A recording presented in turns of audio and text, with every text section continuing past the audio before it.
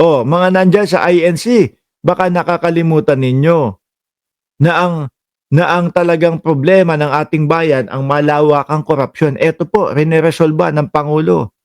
Ito po, nireresolba ng gobyerno ng Pilipinas sa pamamagitan po ng mga pag-iimbestiga. Naiimbestigahan. O yan, winaldas daw yung pera ng bayan, ng Vice Presidente. Di ba? Meron pa nga sinasabi yung kanilang staff na ang dumadampot o ang kumukuha ng pera, mga bossing, ay sila chika. O, di po ba? Sila chika, mga kababayan. Tapos hanggang ngayon no,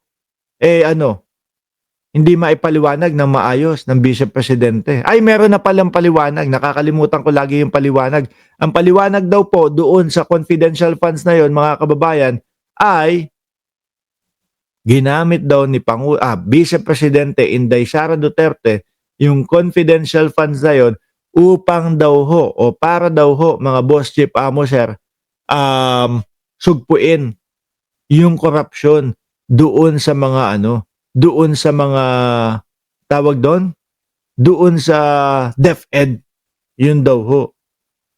Oh, di ba? Ngayon ho, mga kababayan, ito pa, meron pa yan, mga DDS din ho, sila nag-aaway. Ang mga komunista lang naman nagsasabi na bumaba si Sara eh. Ito, atras natin, Well, i-prove mo na nila si Vice Presidente na nagnakaw. Mayroon ba?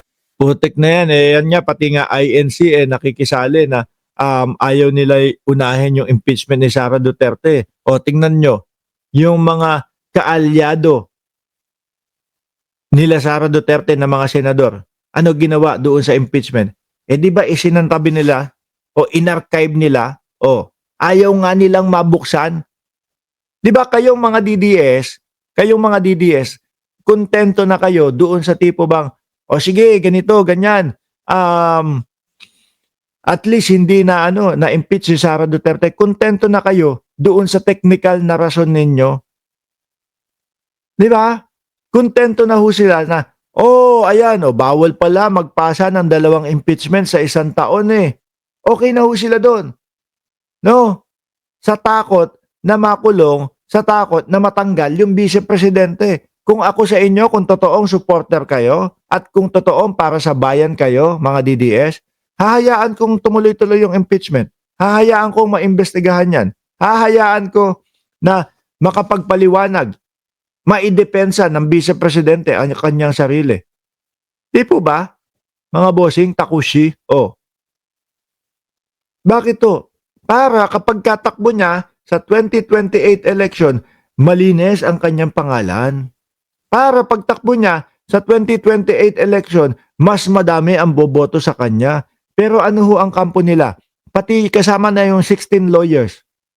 Ang dahilan nila, ang depensa nila is, 2 impeachment kasi yung ipinasa kay Vice Presidente, bawal sa rules yun.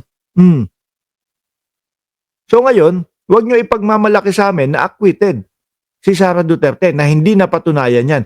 Kasi takot kayo na ipaliwanag at hindi nyo maipaliwanag o hindi maipaliwanag ng Vice Presidente kung saan napunta yung pera talaga. Ngayon, eto sinasabi nyo, si Bongbong Marcos nagnakaw.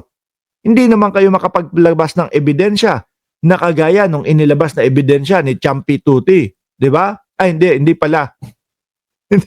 Nung doon sa Congress. Sandamakbak na resibo yun. Na Mary Grace Piatos. Tukoy Villamin at kung ano-ano pang mga Di ba? Sabi, pinahiram mo ba yung outfit mo kay Saldico, Boss Mark? Nak ng putik na yan. Si Saldico, alam ko, bilyonaryo, pero hindi ko maintindihan kung bakit kung bakit ang quote niyan parang galing lang sa ukay-ukay. Okay, magsalita ka pa, boss. Nagsabing nagnakaw. Ang mga dilawan lang naman nagsasabi niyan. Ang mga komunista lang naman nagsasabi. Komunista, makapagbitaw na komunista, Kayo ang komunista. No, kayo ang dapat tawaging komunista. Bakit? Pro-China kayo eh. Kami, na mga sumusuporta sa gobyerno, yung mga dilawan na tinatawag nyo, yung mga kakamping na tinatawag ninyo, yan ang ayaw doon sa China. Bakit? Kasi mga kababayan, pinipilit agawin yung sa atin. Pinipilit agawin yung teritoryo natin na sinabi ni Marcoleta na there is no such as West Philippine Sea. Diba? Kayo yung mga nakakampi doon sa komunista. No? Kayo yung dapat tawagin na komunista. O sino ang mas malapit sa katotohanan, mga bossing, na komunista? Tayo po, napilit na nilalabanan ang China sa pambubuli na komunista? O sila po na meron pang mga vlogger, na meron silang mga vlogger na ayun, with libreng papunta sa China, meron pang mga pa-conference sa China. O, di ba? Ngayon, no, sila yung malapit doon sa bansang komunista. Meron pa nga sinasabi na yung pondo nyo daw galing sa China Di ba? Meron sinasabi, may mga nagpapatunay na yung pondo nyo daw galing sa China. Sino ang totoong komunista? Di ba? O tuloy. Na bumaba si Sara ngayon si Marcos caught in the act Caught on the act. Di caught on the act, nasaan na yung pinapakita nyo ebidensya? Wala man lang kayong maipakita ni isang ebidensya lang ho, mga bossing. Ganyan na mga DDS. No? Makakapal ang mukha nila na magsabi na si Marcos nagnakaw yan, si Marcos caught in the act yan. Hanapan mo ebidensya, wala ang papakita sa iyo yan. Iibahin yung usapan. Biglang ang sasabihin po ng mga DDS, naku, hindi ka pa ba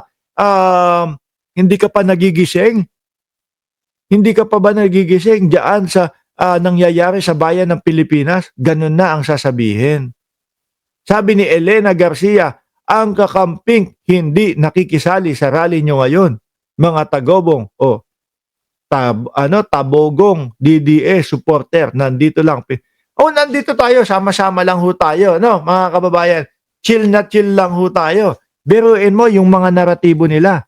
Ilang buwan na nilang hinihintayan, 'di ba? Rodrigo Duterte, shout out sa iyo. 'Di ba? Ilang buwan na nilang hinihintay yung naratibo nila na gano'n. Ilang buwan na nilang hinihintay si Saldico na dati ang sinasabi nila, Saldico, umuwi ka na. Ngayon, bayani na nila si Saldico. Seryosong-seryoso sila. With matching maleta. Ngayon ho, mga kababayan, with matching maleta si Saldico. Tayo ho dito, chill-chill lang. Pinagkakakitaan natin itong mga video nila. Di ba?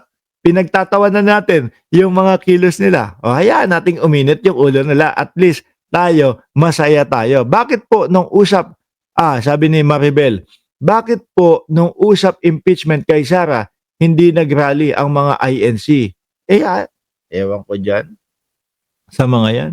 Hindi, meron yung rally sila. Yung peace na tinawag nila, yung peace rally nung January, di ba, kung maalala nyo yun, peace rally, pero ang ending puro Marcoleta lang din, puro banil sa gobyerno lang din, mga kababayan, yung rally nilang yun. Pero peace rally, doon nila itinatago kapayapaan rally. Ito yung bago ngayon, transparency rally, no? Ano pa bang transparency ang gusto nila?